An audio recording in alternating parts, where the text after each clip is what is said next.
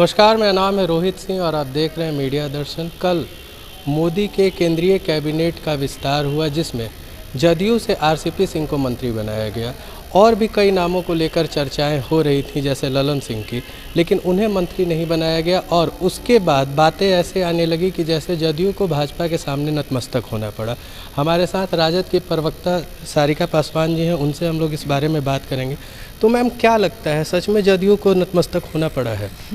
देखिए, नरेंद्र मोदी की ये सेकंड टर्म है और जिस तरीके से 2019 में हमने सुना था, उस टाइम ये बहुत हल्ला मचा था कि भाई इतनी सीटें मिलेंगी, ये लोग जाएंगे जेडीयू से। लेकिन क्या हुआ, उस टाइम में नीतीश कुमार जी ने कहा कि सम्मानजनक सीटें नहीं मिली, इसलिए हमने उसको स्वीकार नहीं किया। अब कौन सा सम्मानजनक सीटें मिला भाई? एक सीट मिली है, एक, मात्र एक। नामें तो कितनी आई थी, बावजूद इसके एक पे संतोष कर रहे हैं नीतीश जी। तो क्या अब यही सम्मान है नीतीश जी का केंद्र में?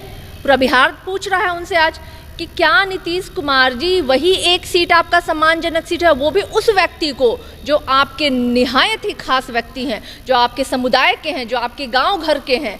तो मतलब बाकी आपके जेडीयू में कोई और ऐसा व्यक्ति नहीं था जो वहां जा सकता था। आपने प्रस्तावित किसको किया?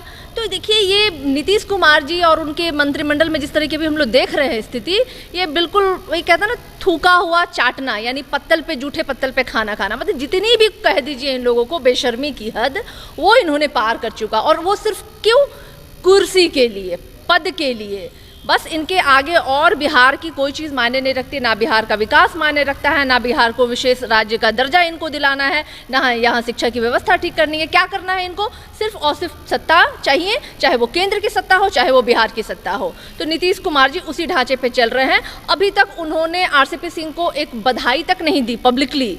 ये सब दिखावा है, ढोंग है। इसकी सेटिंग तो पहले ही हो चुकी थी, अभी दिल्ली में सारे बैठ करके सेटिंग किए थे। ये पूरी पूर्ण नियोजित ढंग से की गई है कि सिर्फ और सिर्फ एक व्यक्ति को वहां तक पहुंचाना था, उनको उन्होंने पहुंचा दिया, उनका काम खत्म हो गया, दी एंड हो गया।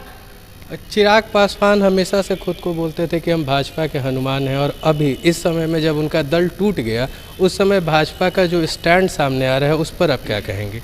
देखिए, चिराग पासवान जी को समझना चाहिए, बहुत उन्होंने राम और हनुमान कर लिया। ये कैसे राम है? राम कहते हैं मर्यादा पुरुषोत्तम राम। क्या उसको कभी भी नरेंद्र मोदी छू सकते हैं? हरगिज नहीं छू सकते हैं। तो अगर चिराग जी समझ रहे हैं उनको राम, तो मुझे लगता है उनका भ्रम भी जरूर है कि मिट गया होगा।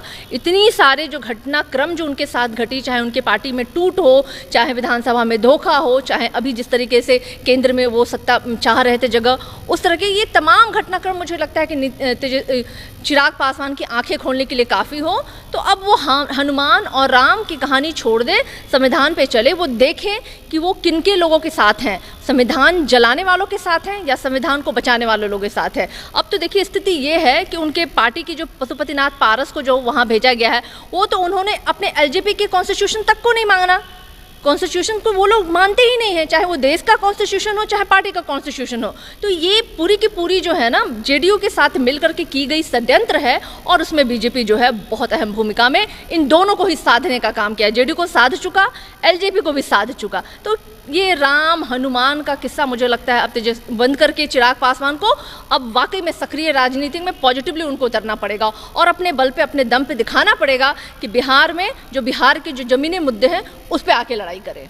चिराग पासवान भी लगातार जदयू के नीतियों का विरोध कर रहे हैं, और राजद भी जदयू की नीतियों का विरोध करती है। तो क्या लगता है आगे चल के एक ऐसा सिचुएशन बन सकता है कि एलजेपी और राजद एक साथ आ जाए?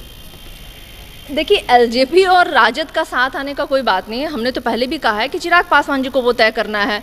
हमारा एक ही बात है कि आप राम और हनुमान को छोड़ करके जो भारत का संविधान है उसके साथ, उस विचारधारा के साथ अगर आप लड़ाई करने को तैयार हैं, तो भाई आपका स्वागत है बिल्कुल। लेकिन ये निर्णय अंततः तो लेना चिराग पासवान को है।